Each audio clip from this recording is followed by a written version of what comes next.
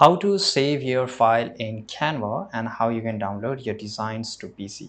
So let's say this is one of my design. Canva is pretty famous for everything you can do it in a photo to thumbnails to resume and anything, right? So let's say this is one of my preset and I've done a pretty good job here and I want to save it. So basically you don't need to save your file in Canva automatically. It's say for example, if I just go here, let me show you, right? So let me move this image to here, right? And if I just close this up, now if I am just trying to reopen here, let's say I can just go to the website or reopen here, it will open at the exact place where I have left, right?